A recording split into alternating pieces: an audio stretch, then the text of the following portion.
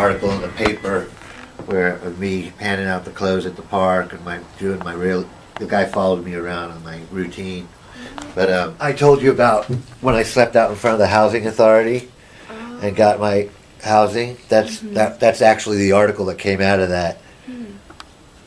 And I put signs all over town, and the only one that showed up was my friend Chuck with his guitar. But that was great because it made it look like a big thing. This one here is before I got housing, and I lived in a shack at the landfill out there at the Albany landfill.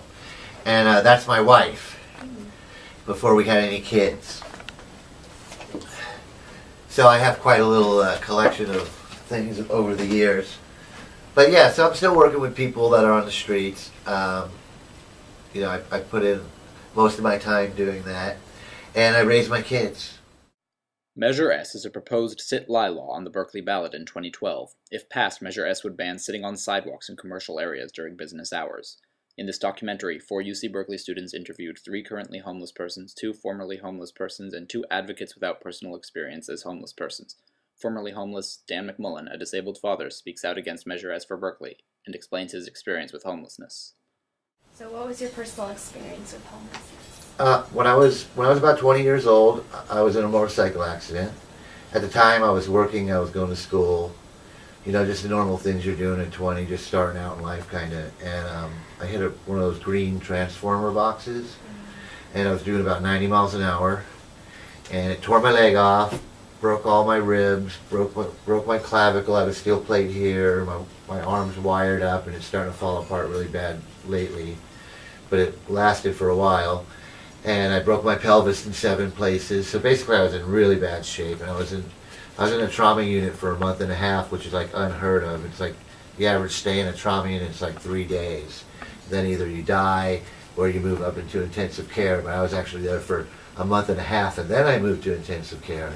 And about a year and a couple of months later, 14 months, I was getting better to the point where I could move on into like rehab. When I first got there, that night a woman got boiled alive in a bathtub, and another man that had no legs fell out of bed and died, and they sent some people in to find out what was going wrong with the place, and they were finding people that had maggots in their wounds. I mean, it was just, the place smelled so bad. I went in there, I spent like 5 minutes in there, and I went outside, and I think I cried for about 8 hours. I called around to different relatives my parents died when I was young, so I really didn't have anybody. So I called around to the few relatives that I did have, and they kind of ho and hummed, and, you know, we'll come get you, we'll see what we can do, blah, blah, blah. But I couldn't stay there. There was just no way. And then a woman, while I'm out there in the parking lot, a woman from the news team comes up, and she interviews me about what's going on in there. So I tell her the truth, you know. And then when I go back inside, the guys are like, you know what, they'll kill you in here. You know, you can't be talking like that to the news. When that comes out on the news, you're a dead man. And so that kind of got me kind of scared. So I just said, I'm out of here. And so it was me and a pair of crutches, and I left. And I spent the next about 10 years, on and off. Sometimes I would live with friends or something, but about a good 10 years as a homeless person. I ended up in People's Park. The people there actually took care of me. You know, they would, you know, go get food for me.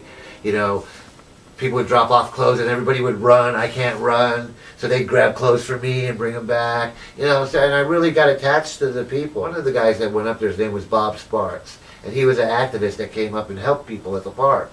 And he told me, he goes, you know, if you're sleeping out here on the sidewalk, he goes, you know, I was telling him how I keep going to Social Security, and they keep sending me a letter. Your condition will not last longer than a year. This goes on for 10 years. He goes, why don't you just go and sleep in front of the Social Security office? They're the ones that aren't paying you. And I go, wow, that's a pretty good idea. So I went to the Social Security office, and I slept out in front. And in the morning, when they opened the door up, I was the first one there. They'd open the door up. I'd go inside. I'd take number 1. They'd call me. I'd go up there. Can you check and see if anything's going on with my Social Security? You know, I'm having a hard time out here, blah, blah, blah. And, you know, she'd play like, oh, here we go again. She'd type in my name. You know, nothing yet, Mr. McClellan. Okay, thank you. I'd go outside, wait a few minutes, come back in. Number 13, come back in. Number 42, can you check? And I would do this all day. So it went on 1 day, 2 days, 3 days. By the end of the week, this is like 5 days of doing this. Friday, they all want to go home. I'm bothering, and now I'm taking, coming in every 15 seconds because I know they're going to be gone for the weekend, and I want to make sure I get in my, they remember me. And so halfway through the day, the manager comes out. He goes, "Can I speak to you for a second?" He brings me in the back and he goes, "So tell me what's going on with you." And I tell him my whole story, and he looks with, I'm wearing an artificial leg all the way up to here. And, I got this much leg left, and I go, this is all I got. I didn't even have an artificial leg. I had no medical care whatsoever. No pain medication. That's one thing where they're going, all these people are drunks. For some people, having 2 beers is the only thing that'll, cure, even put a dent in the pain you're in out there. And that's basically what I was going through. And so, he goes, "I can't believe this." He goes, "I'm going to get put through what's called a presumptive disability." I go, "What's that?" He goes, "I just presume you're disabled. Let the paperwork catch up to you, and we'll just put it through today." And I go, "Well, when will I get a check?" He goes, "You'll get one today." And that was the first time I got any money in 13, 14 years. And, that day I went up to the park. I bought all the people that were taking care of me new jackets, and we had a little party, and it was just great. I mean, that was the start. And then I go, well, if that worked for the money, maybe it'll work for housing. So then I went to the housing authority, and I got a big sign, and I put it on the front and said, "Why are there so many disabled people on the streets in Berkeley?" And I taped it to the front of the housing authority. And then I called the news, and the news guy came out. He talked to me for a couple minutes, and he goes, "I'm going to go in there and find out what's going on." And then he comes back out with the director of the housing authority, and they go, "Can you come in?" And they gave me a voucher for housing that day. And that's how I got off the street. Yeah, when I was homeless, I was ticketed a lot. I got a lot of tickets and went to jail a lot.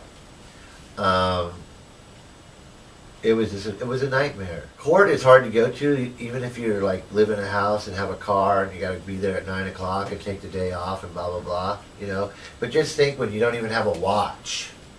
You know what I mean? And when you get so many tickets, you can't even keep track of them anymore because they got tickets for being in the park too late, tickets for smoking downtown. They didn't have those back then, but they had plenty of them. They call them, if they caught you with a backpack, they would say you were lodging, so they would give you a lodging ticket. And I mean, what is that? 647J. I can remember the number. I got it so many times. And this was even back then. We had a court here in Berkeley that you could go to. If they were in Oakland, I would have never got to court. Forget about it. But even in Berkeley, every now and then one slips by you. You just forget. And it's not like you're going to get something at the house that says, "Hey, you got court on such and such a day," because you don't have an address to pick up anything that gets sent out. So, yeah, I had a lot of tickets. I went to jail a lot for not going to, court for tickets. Vivian Thorpe, a formerly homeless mother raising children, speaks out against Measure S for Berkeley and explains her experience with homelessness. What is your experience with homelessness? My experience was a 4-year experience of not having a proper place to live with my 2 children and my ex-partner. We were homeless for about 4 years, close to 4 years, in Oakland, California during the dot-com boom. That's been my experience, and not having economic stability nor housing stability for me and my children. So we lived in an abandoned storefront for close to 4 years. And even though I was working and had a job, my job didn't pay enough to afford the high rents that were going during that time.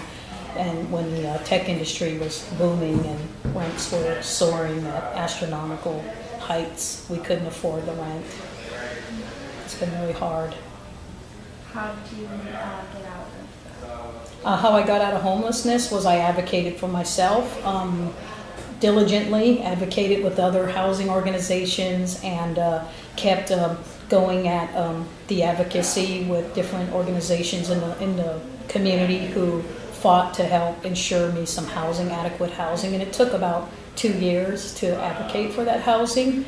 And pretty much while I was on welfare, I went to college and earned 2 degrees, earned my associates and my bachelor's. And that was a guaranteed ticket out of poverty and pretty much out of homelessness. Me, as a formerly homeless person, I can't even imagine having such a punitive and what I could say demoralizing law in place.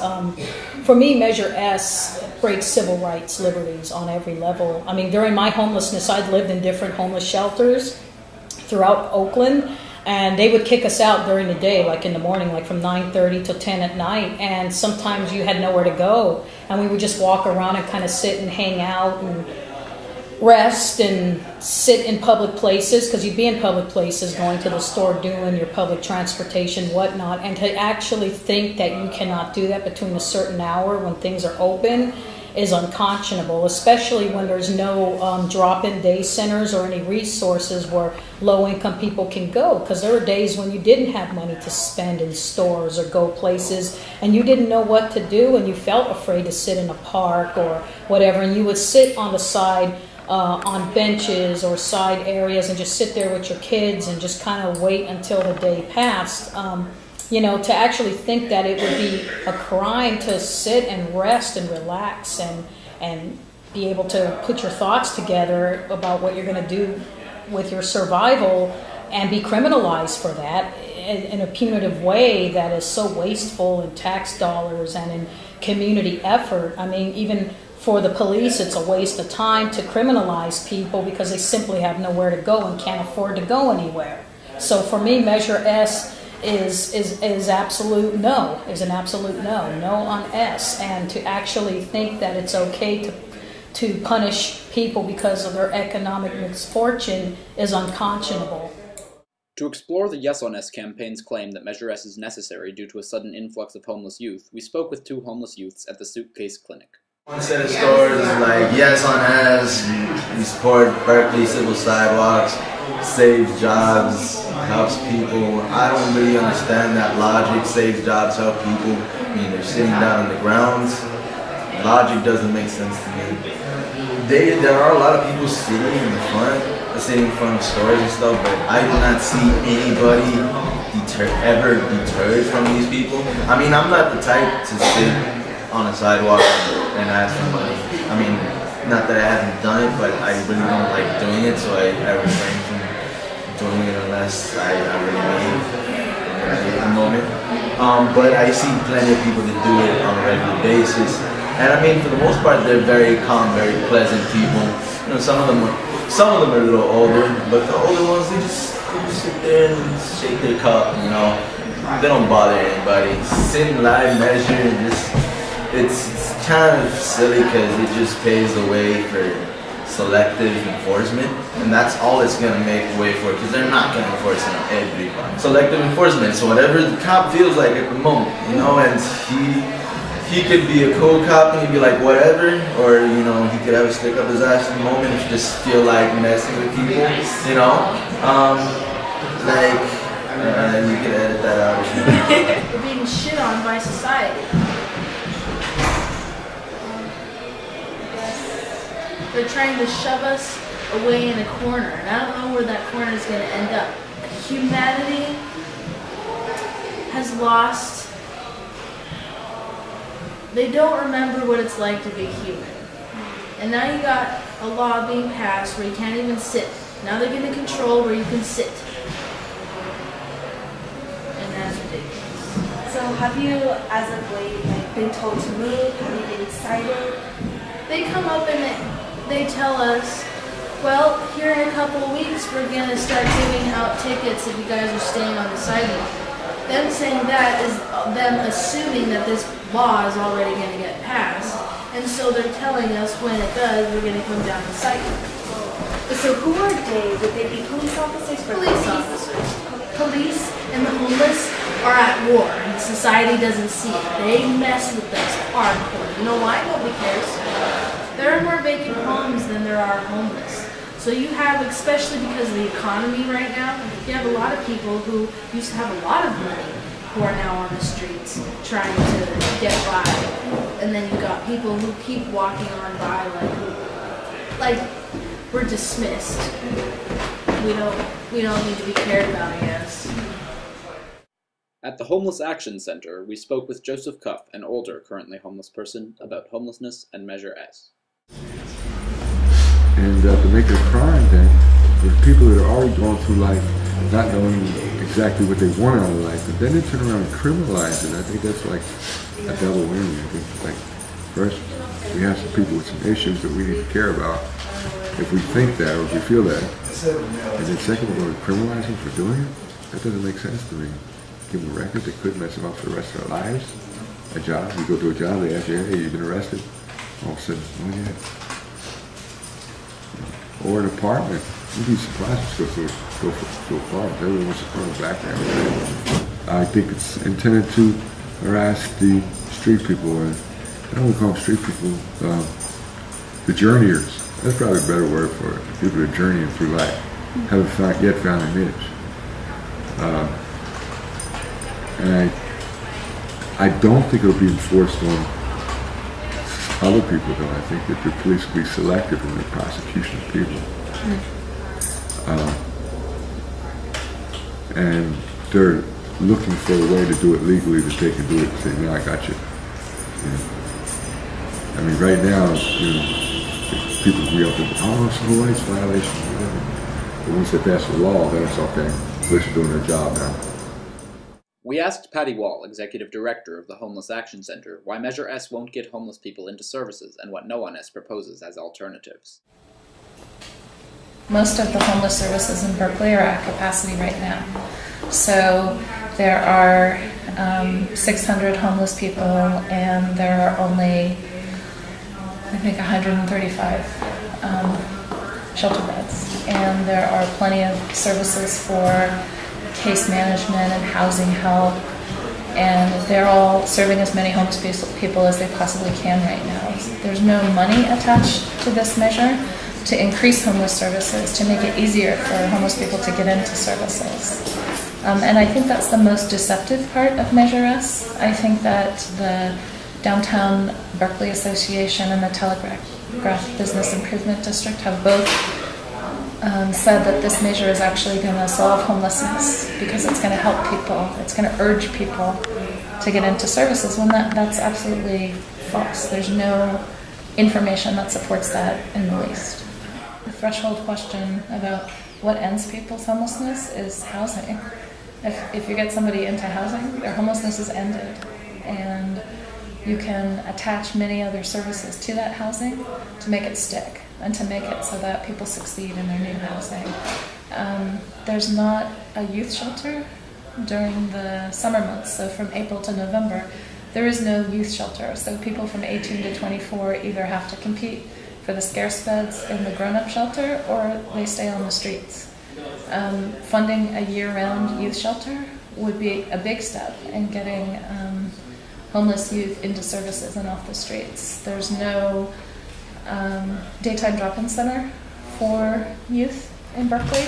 There used to be, and there is not now. And that would be a great improvement that we could make, and a great connection we could make with homeless youth to get them into services and to help them get on the path to housing if that's something that they're interested in doing. But right now we offer them nothing, and we're surprised that they don't automatically get into housing that they can't afford and don't know how to get into. We have lots and lots of solutions.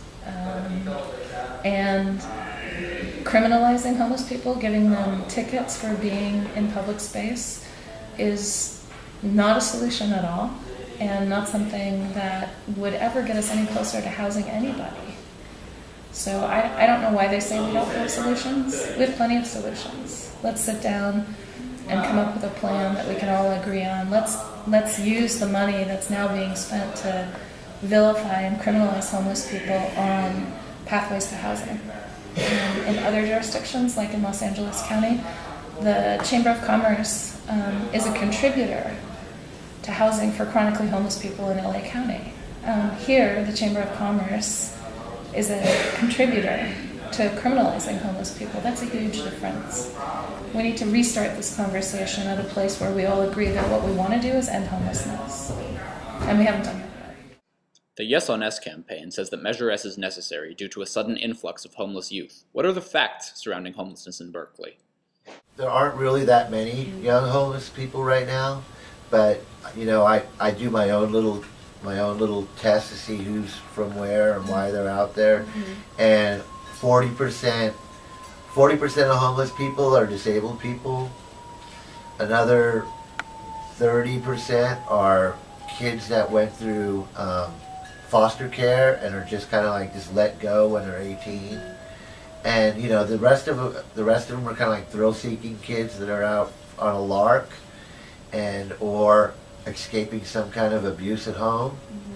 You know, so the only way you can really, you know, bring those numbers down is to like, one, give kids that are in foster care longer care, you know, like through college, you know, two, do a better job with people that are being abused at home, and three, take better care of homeless, better care of disabled people.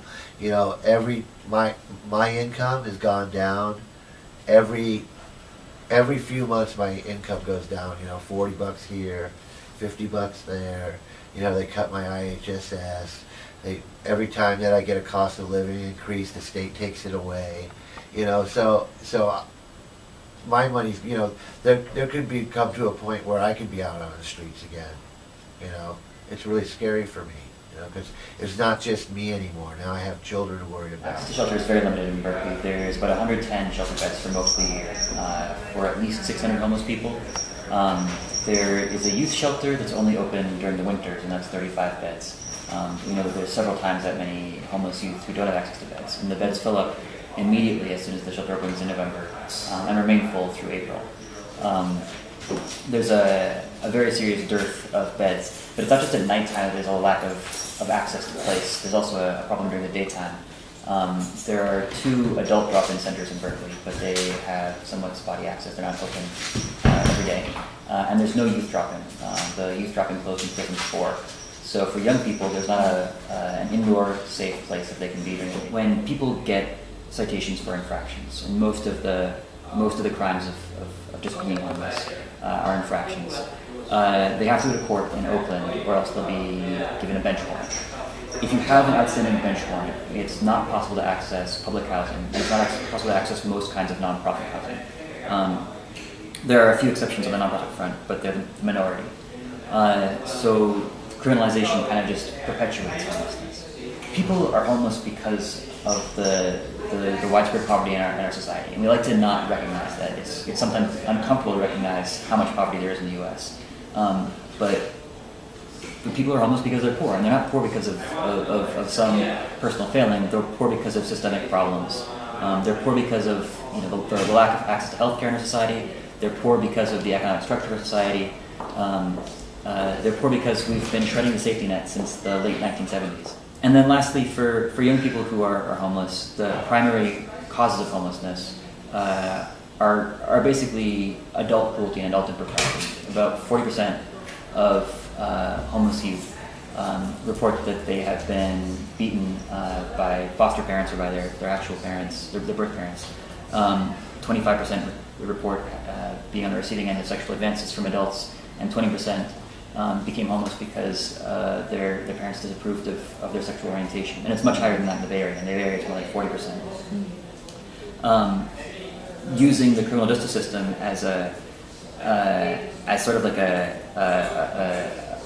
nun's ruler to slap kids into some imaginary line, basically just further alienates people who've already been treated badly by adult society from mainstream society. So it's completely counterproductive. Given the facts, why does the Yes on S campaign promote misconceptions about the homeless people of Berkeley? It's not a misconception, but it's a ploy. It's election year, okay? Tom Bates cannot go to the neighborhoods and get support from people in the neighborhoods because he's done nothing but screw over all the people in the neighborhoods. So he has to go to the business people. And in order to go to the business people, he has to come up with something that he's got to give them something. So he goes, hey, you know what? I got this idea. It's only the 5th time we've done it in the last 10 years, but let's try it again.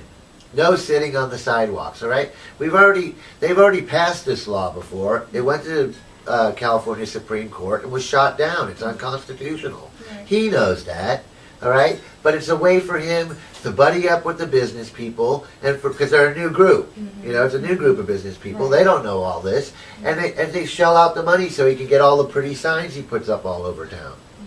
You know, he knows I'm not gonna send him $5. All right? I sent Chris $20. Before I was in my accident, I was one of those people. I voted for Reagan. Okay? Reagan screwed me. Okay? He's the one that cut the Social Security that I didn't get. Okay? I was like, Reagan, yeah, get the hostages back. I remember those days. And but I was so stupid. I was an idiot. I just had no idea of the bigger picture of what people go through. I'd see somebody on the sidewalk, I'd think, oh, get a job, you're lazy, you're this, you're that. I had all the same things that I hear other people say that piss me off now, because I know better. I know how you can end up out on the streets. It doesn't take much. I was a strong 20-year-old person. I was a determined person. I worked my entire life. When I was a kid, I was a model for Macy's and Gimbels. I was making money when I was 10 years old. I was making money when I was 6 years old. All right? I started mowing lawns and doing landscape when I was 12 years old. I've always worked in my life. I love to work. That's one of the reasons I do all the work I do now, is because I couldn't stand to sit in this house all day. It would drive me crazy not to have something to do or some kind of work to do. And, so it's not because I'm lazy. It's because I was wounded and hurt and in a position where I couldn't do anything. Other people would, they get their backpacks on, they go up and sleep in the hills. I couldn't do that. I had to sleep on the sidewalk. I couldn't walk up that hill. There's just no way. You're saying you being on the sidewalk is having too much. Things need to be worse for you. But let me tell you, when you sweep people off out of the picture, then we don't need to help anybody, do we? Because everything looks fine around here. When we see the person sitting on the sidewalk, then you go, hey, maybe we need to do something about this. But when you sweep the person off the sidewalk, then everything's kosher, right? You don't have to worry about a thing. And, that's the whole reason I'm against S. I want my kids to see the person on the sidewalk. I want them to know that there are people that need help, and that there are things that we need to do, and that society is unfair, and they do turn their backs on the people that need it the most. I went down Shattuck the other day, and I took a picture of every single person that was sitting on the sidewalk. I didn't pass anybody up because they didn't fit my idea of what I wanted to show people. I took a picture of every single person. I took a picture of the first man I took a picture of was a person, and my wife was with me, and she said, oh, that's John so-and-so. He's lived here his entire life. My wife was born in Berkeley, so she knows everybody. My wife's mother was born in Berkeley. My wife's mother's mother was born. They go way back in Berkeley. All right, and she goes, that guy, I went to elementary school with him, and there he is, completely busted up on the sidewalk in Berkeley. All right, this guy didn't come to Berkeley to take advantage of this non-services they keep talking about. All right, the next person was some young kid. I hate to say kid, but a young person that was making jewelry, not asking anybody for anything. Just if you like the kid's jewelry, you could stop by and say, hey, that's nice, how much for that? And you could buy it from him. The next person was somebody that was painting. The next person was this guy who was making the coolest patches. I wish I had some money, I would have bought one. And this was the same all the way down. So it was like 5 people that were actually making something and selling it, and 1 person that was severely disabled. And that was all there were out there. Even if they say we're not doing it to go after a certain people, human nature is to go after the person that's bothering you. And is the guy that's rich and with shopping bags in his hand bothering you? No, you don't want to make it uncomfortable for him. You want him to keep shopping. But the guy that's sitting there with his little puppy and his girlfriend, with the dreadlocks, is he bothering you? Well, maybe for some people that bothers them. And especially for police types. They go, hey, I don't like that guy. I don't like his looks. Let me go over there. It gives me a reason to, 1, get his ID. 2, search all his stuff. You know, write him a ticket, get him going to court. Hopefully he'll miss court, get a warrant. Then when I really want to get him off the streets, I just go up. I already know his name because I got his ID. I go, oh, it's Bob so-and-so, and his warrant's out. Let's get rid of him. Whenever you talk about this measure, it always comes down to there's homeless people. We can't help but have homeless people. Our economic system sucks. There was a story in Street Roots, which is the homeless newspaper in Portland, about 2 years ago, in which the editor collected stories from newspapers up and down the West Coast, in which half a dozen different cities said, you know, why are we the West Coast magnet for homeless people? San Francisco thinks that homeless people from across the West Coast are coming to San Francisco. Seattle thinks that. Portland thinks that. Santa Cruz thinks that. Berkeley thinks that. San Diego thinks that. The fact of the matter is that homelessness is growing in this country. There are more homeless people now than there were 4 years ago, and that's because of the economy. And there are certainly more homeless people this decade than there were 3 decades ago when we started cutting the hell out of public housing in the country and started treating real estate as an investment rather than as people's homes. I think that there are different kinds of people who are in support of Measure S. I think that there are some people who are genuinely misled, and I think that there are some people who are actively misleading. I think that for small businesses, you know, they're in hard times right now, and they have been for a few years at this point, you know, since about 2007, 2008. And actually even longer than that. But they're particularly hard times since the economic downturn. The causes of their financial misfortune are the national economy, which is way outside of any small business's hands to try to change. The presence of big box stores in Emeryville, which is something that local policy can't really change. And then the growth of internet retail, which is, you know, is probably beyond the federal government's ability to do much about. So there are these three sort of big issues that are really hurting Berkeley businesses, and Berkeley businesses can't fix them, and that's really disempowering. It's not a political message that sells very well. There is no solution to your problems, which isn't true, but that's what it can sound like. And so it's a lot easier to accept a narrative in which there's a scapegoat, in which there are bad people who are making business hard for you, and instead of accepting, you know, these miraculous services which don't actually exist, they're choosing to hang out in front of your store and driving customers away. That kind of scapegoating is psychologically a lot more easy to accept than something which sounds like there's not a lot you can do. So I think that that's part of where the people who are honestly misled come from. Those who are actively misleading are the people who are funding the campaign. If you look at the funding behind Measure S, literally 99%, 98.7% of the funding comes from commercial landlords and from major developers in Berkeley. And they see in Measure S what the same kind of people saw in Prop L in San Francisco. They see a potential wedge issue which can help conservatize the electorate in Berkeley and make it easier to do things like push away rent control.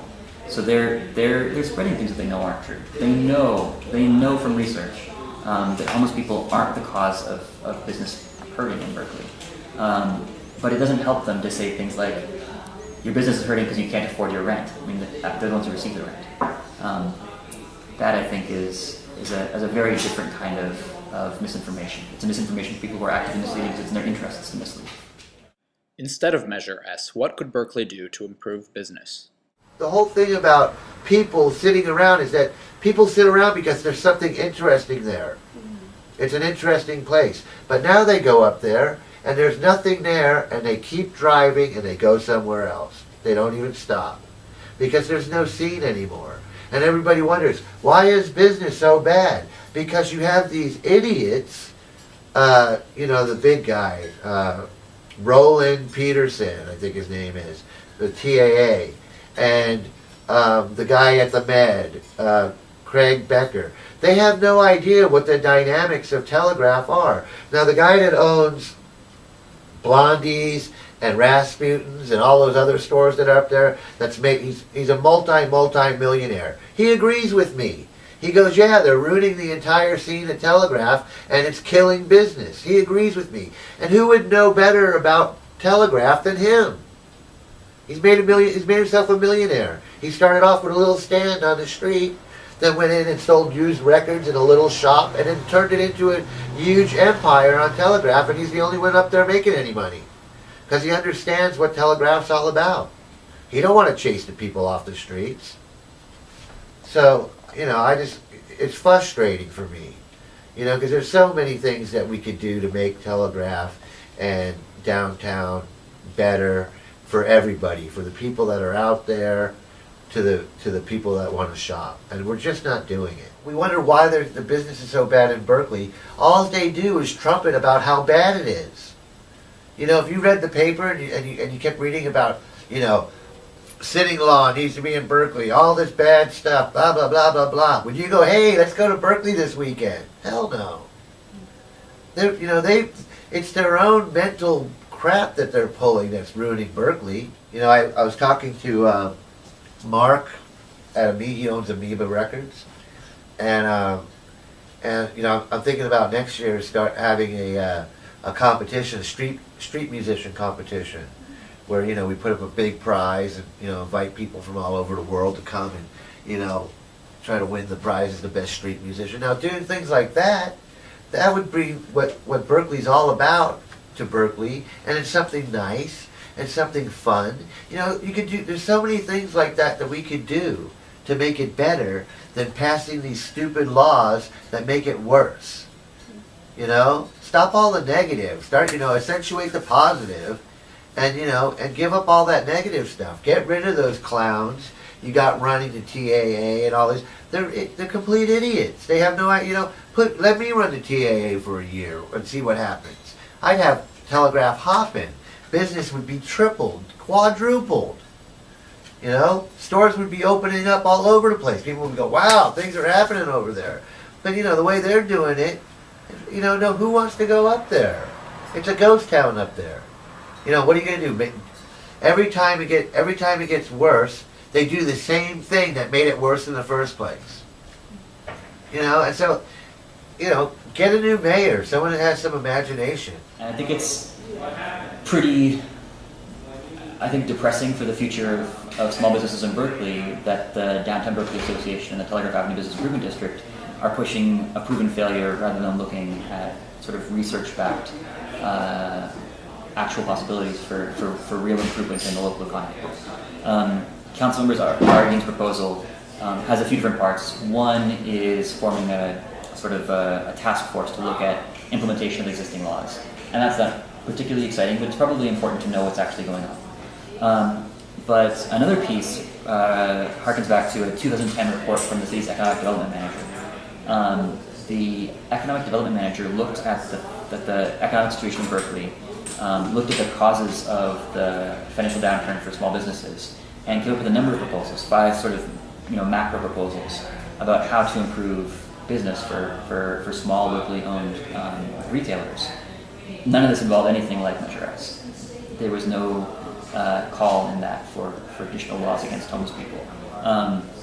But it was things like, you know, creating anchor stores that actually attract student business on Telegraph and on Shattuck, so that students are frequenting the areas more and are shopping in the areas more, and that'll have a sort of a spreading effect for other businesses. That stuff seems to make sense, and it's actually backed by real economists rather than commercial landlords, who are the ones who are actually pushing Measure S. So I think it's a sad thing for Berkeley that we're not giving more time to thinking about the kind of proposals in compassionate sidewalks. Does the local government in Berkeley demonstrate concern for human rights? When I need something done, I don't call my councilman, Daryl Moore, all right? He's worthless, okay? That guy will never call you back, will never do. I talked to him face to face. I go, hey, you know what? We have this thing here where there's street sweepers and they come by. And if you don't move your car, they give you a ticket, $80, okay? I don't drive. I have someone that drives me. So if my driver doesn't come, my car gets stuck out there, and I can't do anything about it. I tell people, please, I'm sorry. They give me the ticket anyway. I lost 2 cars because once they give you the tickets, you can't register your car. So I've lost 2 cars that way. I lost my little motorhome that I bought because we went through 3 foreclosures, and I was so scared I was going to end up on the streets with my kids that I bought a little motorhome. I lost that, okay? And there's in the richer parts of town, there are no street sweeper signs. You can park your car forever. Right. So it's just down here in the ghetto that we have to put up with that. And and that's what it's made for. It's made to get rid of poor people's cars. Because people that have money, they just pay the stupid $80. They don't care. You know what I mean? I can't afford it. $80 is a lot of money to me. It's a ton of money. You know, it's like lights or pay for the $80 ticket. You know, I got 2 kids to raise here. I'm not going to keep them in the dark. You know, they're going to have water, they're going to have food, they're going to have lights. And if I have to lose my car, fine, but I'm not going to take it sitting down. You know, I'm going to be fighting that one. I like Tom Bates. I've known Tom Bates a long time. I've been to his home. I know his wife. His wife's done great things for me and helped me in the past. I voted for her. But you know, he just doesn't have the imagination it takes. He's been hanging around with too many of these rich developers that have no idea about what's really going down on the ground level. You know, when he first ran for mayor, I got him to come out and sleep with the homeless people. I thought maybe, you know, we could work together. You know, and in the beginning it seemed like we were going to work together, and then he went way over onto the dark side. You know, he's running around with Darth Vader. And, you know, that's not going to do for Berkeley. Berkeley's not that kind of town. Hopefully, I pray.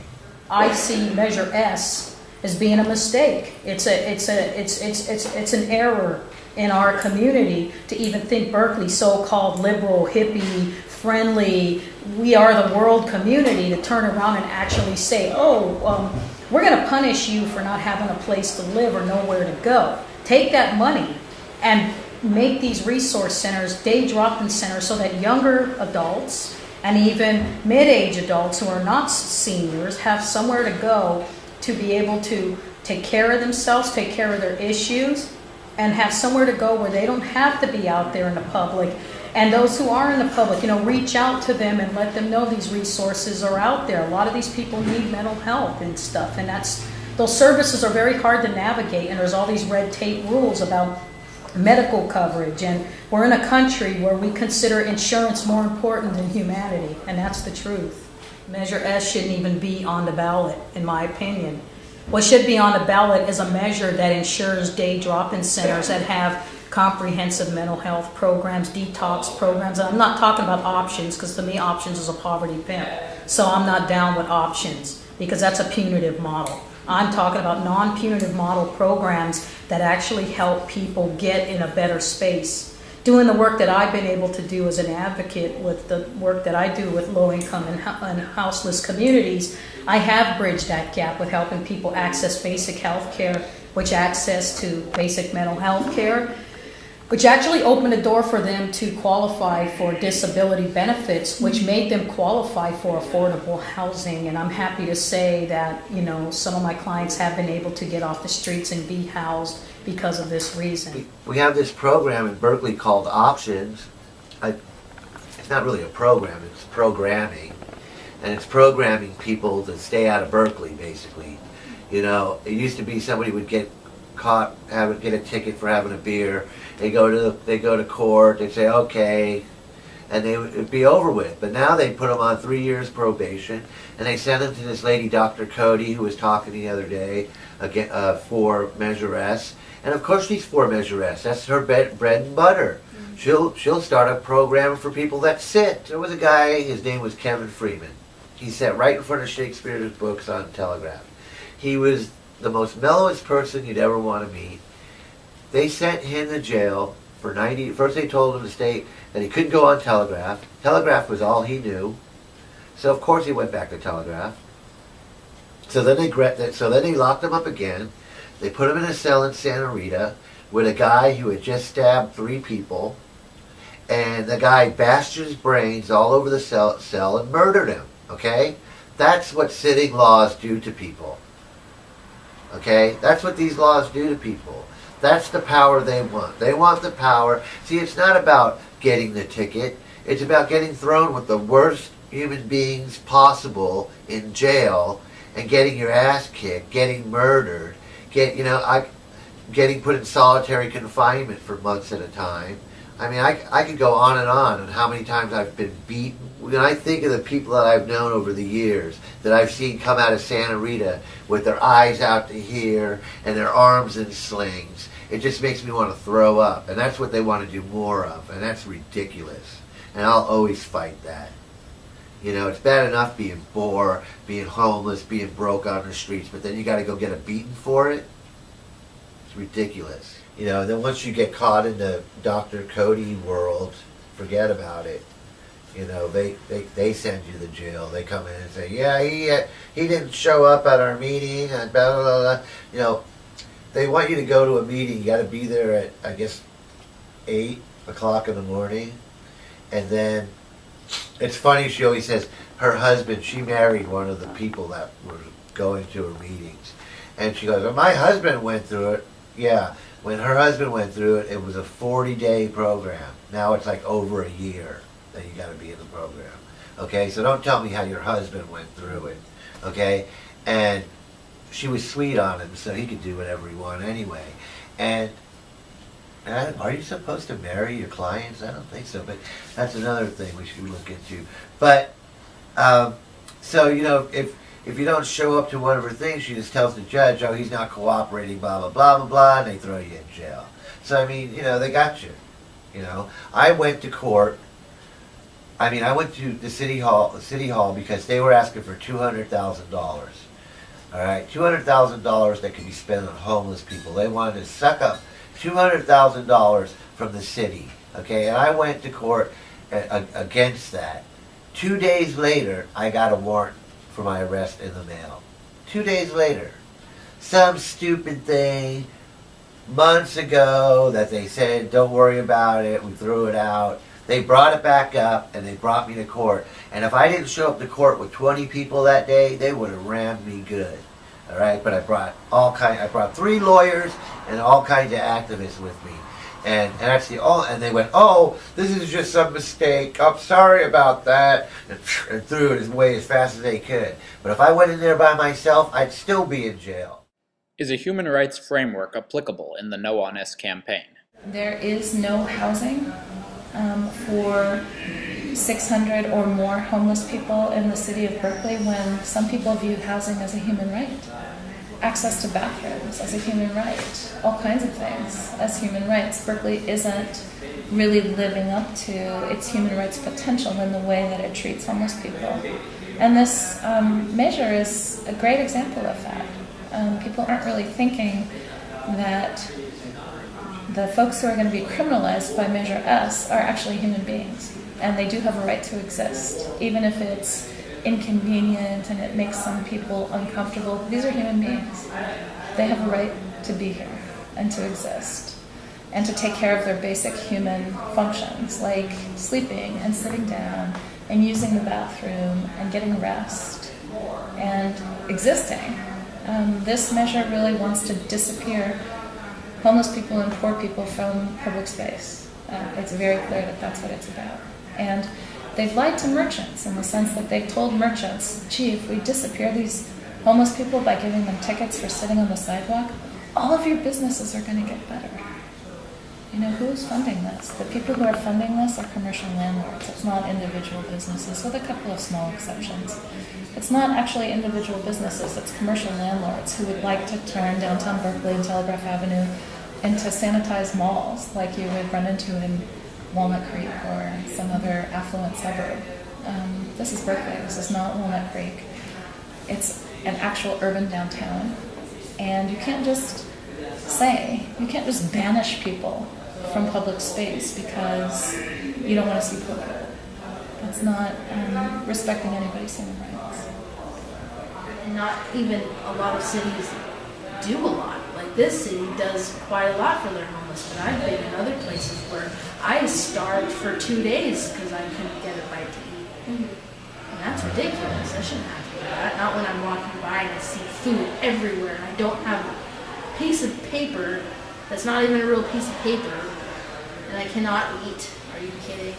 People wake up, homeless people, the rudest thing I've ever seen. People kick us awake. When we do get awake, it's come on, let's go, let's go, let's go. It's like, do you get woken up like that every morning? every time you get woken up, do you like roll out of bed and like hop up and it's like, let's do this? Nobody does. I don't know who does. You know what I'm saying? And that's just another thing that gets me going about. So not being treated with human dignity. Yeah. You know, I'm not being treated like a basic human being, citizen, person. I'm being walked on like I'm a stray dog. You know, I see on the news all the time people saying, oh, these people are getting foreclosed on. It's horrible. It's terrible. These people that are getting foreclosed on are out here on the sidewalk right now. Okay? But they don't care about that. I don't hear anybody saying, hey, you know, we got to do something for these people. Once they hit the sidewalk, they turn into a whole different type of human being. Or even if they're human at all, they're just a completely different animal. You know, the person being foreclosed on is a human being. The person that's been foreclosed on becomes some lower type of creature that really doesn't qualify as a human being anymore. And I think that's pretty sad. The first thing I would do is get rid of options recovery, okay? And those idiot ambassadors. I went down the street the other day. I had me, my wife, my 2 little kids, and this guy comes by in a green shirt like this, and he like almost pushed my kid over, and I was gonna get out of my chair and kick his ass. And then I look and it says Berkeley ambassador on his shirt. I go, that's an ambassador? They don't do anything. I've never seen them stop and talk to one person to help them. Never. I went up there to give him just to try him out. I went, excuse me, you know, I'm homeless. Like, is there anything, you know that I could take advantage of, you know, to get off the streets? And the guy goes, nah, there's really not much going on right now, man. You know, most of the shelters are full. And and was talking to somebody else and just kept talking to the other person. You know, that they don't do anything for anybody. Like, I could care less if I was having problems. It's been about 6 or 7 years ago we got a rain shelter started in Berkeley, but a lot of times it's not handicapped accessible, so I think that's a problem. We don't really have anything for disabled people. They get you up at 6 o'clock in the morning, and then either you got to take everything with you, or they lock your stuff up all day. So if I was to get like an artificial leg and need to take it off in the middle of the day and change, I couldn't do that if I was in a shelter. I mean, it's just so many ways that they make it nearly impossible. And then, you know, they go, hey, get out of here at 6 o'clock in the morning, and where are you going to go? You're going to go sit out on a sidewalk somewhere, right? And they're going to make that illegal next. So then what are you going to do? You know, they're just trying to make it more and more difficult for people to survive. So I would make the shelters accessible, like 24 hours a day. You know, so people can get in and out and kind of live like normally, and have a little more privacy. Because if you have you been to the shelter here? It looks like a jail. It is a jail, and you know, it has bars and everything. You know, they roll the bars up and down, and they put you in there on these bunks with other people. I mean, it's scarier to be in there than it is to sleep out in the streets. And so, you know, I would change that whole system if I could. I would definitely make it easier for people to eat. I'd make it easier for people to have transportation. You know, once you fall past a certain level in homelessness, it's almost impossible to get up out of there. Because, you know, your clothes are ratty, you can't shower all the time, you know, your hair looks funky, you know, people look at you and they're like, I'm not going to rent this guy a place to, are you kidding? You know, I'm not going to give this guy a job. Who would want this guy in my shop? I don't even want him in here right now. Get out. You know, and, you know, so once we got to keep people from falling past that point. To get into housing, you have poverty pimp organizations that run these housing entities with government funding, and they make it nearly impossible for especially people with mental illness to get housed. And the bottom line of it is there's just not enough of it to go around. A lot of punitive rules about now they're doing credit checks, asking people if they've been bankrupt, what's their eviction history. Bottom line of it is, if you had all that stuff good, you sure in hell wouldn't be living in this low-income housing, and most of it being substandard in its structure and in its maintenance and upkeep. And most people wouldn't want to live in that. But because of economic hardship and desperation to have warm water and a place to wash your dishes, which is something I didn't have for almost 4 years with my children, you will take and settle for less out of desperation for those basic human rights amenities. And so a lot of people out there are what I call houseless because of the simple fact that our society does not consider people being on the street a problem, but they do consider it a crime, and that in itself is a problem. You have people out there that may have had felonies for possession of marijuana, something that's small 5 to 10 years ago, and they still can't access food stamps because of punitive state laws. So then you have these local laws, such as in Berkeley, where already we have these laws in place about blocking the sidewalk. We've had this law in place for years in Berkeley, so why do we need another law? Why do we need to waste money on another law? That is a violation of human rights, and yes, we should definitely have something in place that addresses that, just as the Declaration of Human Rights does, to have basic shelter, basic health care, to have basic means of finance stability, even if it just means the bare bones basic, to actually have those things is a human right. And in Berkeley, you would think that people would be more adamant about having those rights exercised, but from what I see with the current mayor of Berkeley, Mayor Bates, and some of these selfish shop owners and community members, they'd rather put flowers and petunias in flower pots and spend money that way and take care of the plants and water them than take care of human beings who are laying there in their excrement, sometimes not even alive, on the street. And we see this a lot in Berkeley, and in some sick, twisted way have inadvertently accepted that as a norm, and it's not normal, it's not okay, and it is a violation of human rights, and it's something we really need to revisit in this community in Berkeley, so-called liberal Berkeley. When you go through something like that, and hundreds of thousands of people walk by me, hundreds of thousands, millions of people walk by me, and nobody stopped and said, "Hey, is there anything I can do for you?" A few people did. Don't get me wrong. There's good people out there, but the people that really helped me were the other people that were going through the same thing that I was going through. And there's no way that I'm going to let somebody help me like that and not help them in return. There's just no way. I owe that to them. So when I go out there, and people pat you on the back, "Oh, you're such a good man. I can't believe you do all this work for people." I do that because I owe that. I owe that to them. What did we learn from this project? As a human rights minor, I didn't think that I would be focusing on the area around us at Berkeley. I mainly thought that going into this field I would be going abroad more and solving human rights violations in other countries, but with this measure being put into place, it's kind of frightening how homeless people that you see every day, Bangkok and Calabash, walking to school, are potentially being criminalized, and thus human rights for them are being violated if this is to pass. Talking to homeless people that we've encountered and people who are not homeless anymore has really shaped my perspective on homeless people. Even though I am from Berkeley and have been around homeless people, I never really thought they were a threat per se. I just don't understand why people think that homeless people choose to be homeless.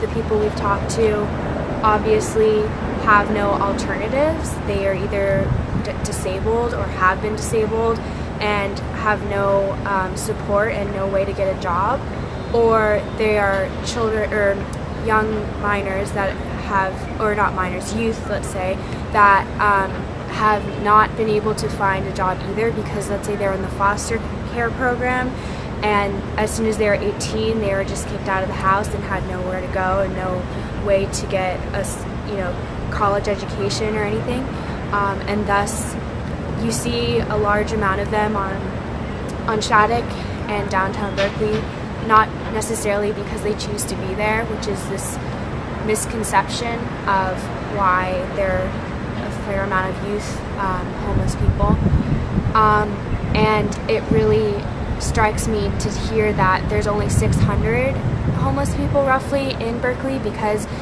for someone who's just walking around Telegraph and downtown Berkeley, it seems like a small area and there's a large concentration of them, so it feels like a lot of people, but it's actually realistically not as bad as other cities. So to think that there's 600 homeless people and only 135 beds in the shelters for them to sleep in is outrageous. To think, where are those other people supposed to go? Where are they supposed to sleep? And this measure has shown to aim at homeless people who sit in front of businesses because they think that it's taking away from business, but it's apparent that there are other factors that they need to take into account that are causing their business to maybe not be so good. Sent some people in to find out what was going wrong with the place, and they were finding people that had maggots in their wounds. I mean, it was just, the place smelled so bad. I went in there, I spent like 5 minutes in there, and I went outside, and I think I cried for about 8 hours. I called around to different relatives my parents died when I was young, so I really didn't have anybody.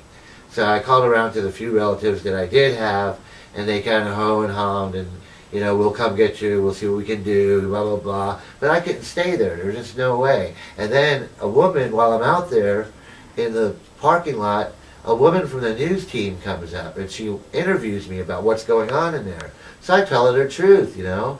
And then when I go back inside, the guys are like, you know what, they'll kill you in here. You know, you can't be talking like that to the news. When that comes out on the news, you're a dead man. And so that kind of got me kind of scared. So I just said, I'm out of here. And so it was me and a pair of crutches, and I left, and I spent the next about 10 years, on and off. Sometimes I would live with friends or something, but about a good 10 years as a homeless person. I ended up in People's Park. The people there actually took care of me. You know, they would, you know, go get food for me. You know, people would drop off clothes and everybody would run. I can't run. So they'd grab clothes for me and bring them back. You know, so, and I really got attached to the people. One of the guys that went up there, his name was Bob Sparks. And he was an activist that came up and helped people at the park. And he told me, he goes, you know, if you're sleeping out here on the sidewalk, he goes, you know, I was telling him how I keep going to Social Security, and they keep on the streets. You know, I put in most of my time doing that. And I raised my kids. Measure S is a proposed sit-lie law on the Berkeley ballot in 2012. If passed, Measure S would ban sitting on sidewalks in commercial areas during business hours. In this documentary, 4 UC Berkeley students interviewed 3 currently homeless persons, 2 formerly homeless persons, and 2 advocates without personal experience as homeless persons. Formerly homeless Dan McMullen, a disabled father, speaks out against Measure S for Berkeley and explains his experience with homelessness. So what was your personal experience with homelessness? When I was about 20 years old, I was in a motorcycle accident. At the time, I was working, I was going to school. You know, just the normal things you're doing at 20, just starting out in life, kind of. And I hit one of those green transformer boxes, and I was doing about 90 miles an hour, and it tore my leg off, broke all my ribs, broke my clavicle. I have a steel plate here. My arm's wired up, and it's starting to fall apart really bad lately, but it lasted for a while. And I broke my pelvis in 7 places. So basically, I was in really bad shape, and I was in a trauma unit for a month and a half, which is like unheard of. It's like the average stay in a trauma unit is like 3 days. Then either you die or you move up into intensive care. But I was actually there for a month and a half, and then I moved to intensive care. And about a year and a couple of months later, 14 months, I was getting better to the point where I could move on into like rehab. When I first got there, that night a woman got boiled alive in a bathtub, and another man that had no legs fell out of bed and died, and they sent me a letter, your condition will not last longer than a year. This goes on for 10 years. He goes, why don't you just go and sleep in front of the Social Security office? They're the ones that aren't paying you. And I go, wow, that's a pretty good idea. So I went to the Social Security office, and I slept out in front, and in the morning, when they opened the door up, I was the first one there. They'd open the door up, I'd go inside, I'd take number 1. They'd call me. I'd go up there, can you check and see if anything's going on with my Social Security? You know, I'm having a hard time out here, blah, blah, blah. And, you know, she'd play like, oh, here we go again. She'd type in my name, you know, nothing yet, Mr. McClellan. Okay, thank you. I'd go outside, wait a few minutes, come back in, number 13, come back in, number 42, Can you check? And I would do this all day. So went on 1 day, 2 days, 3 days. By the end of the week, this is like 5 days of doing this. Friday, they all want to go home. I'm bothering, and now I'm taking, coming in every 15 seconds because I know they're going to be gone for the weekend, and I want to make sure I get in my, they remember me. And so halfway through the day, the manager comes out. He goes, "Can I speak to you for a second?" He brings me in the back and he goes, "So tell me what's going on with you." And I tell him my whole story, and he looks with, I'm wearing an artificial leg all the way up to here. And, I got this much leg left, and I go, this is all I got. I didn't even have an artificial leg. I had no medical care whatsoever. No pain medication. That's one thing where they're going, all these people are drunks. For some people, having 2 beers is the only thing that'll, cure, even put a dent in the pain you're in out there. And that's basically what I was going through.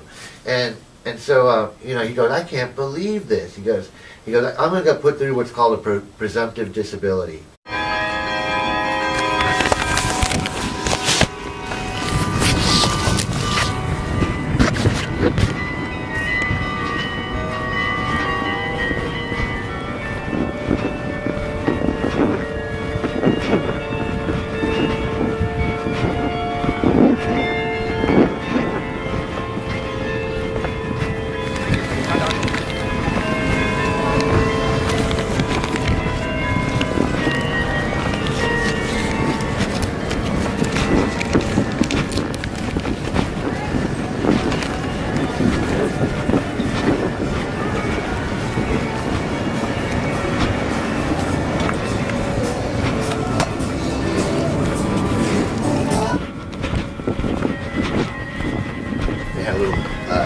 Little article in the paper where of me handing out the clothes at the park and the guy followed me around on my routine.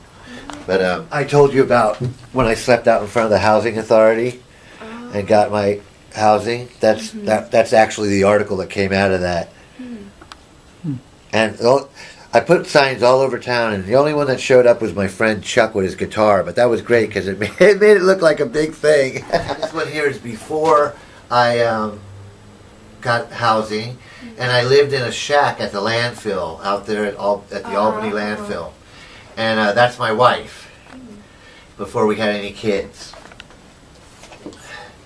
So I have quite a little collection of things over the years. But yeah, so I'm still working with people that I go, "What's that?" He goes, "I just presume you're disabled. Let the paperwork catch up to you, and we'll just put it through today." And I go, "Well, when will I get a check?" He goes, "You'll get one today." And that was the first time I got any money in 13, 14 years. And, that day I went up to the park. I bought all the people that were taking care of me new jackets, and we had a little party, and it was just great. I mean, that was the start. And then I go, well, if that worked for the money, maybe it'll work for housing. So then I went to the housing authority, and I got a big sign, and I put it on the front and said, "Why are there so many disabled people on the streets in Berkeley?" And I taped it to the front of the housing authority. And then I called the news, and the news guy came out. He talked to me for a couple minutes, and he goes, "I'm going to go in there and find out what's going on." And then he comes back out with the director of the housing authority, and they go, "Can you come in?" And they gave me a voucher for housing that day. And that's how I got off the street. Yeah, when I was homeless, I was ticketed a lot. I got a lot of tickets and went to jail a lot. It was a nightmare. Court is hard to go to, even if you're live in a house and have a car and you got to be there at 9 o'clock and take the day off and blah blah blah. But just think when you don't even have a watch. You know what I mean? And when you get so many tickets, you can't even keep track of them anymore because they got tickets for being in the park too late, tickets for smoking downtown. They didn't have those back then, but they had plenty of them. They call them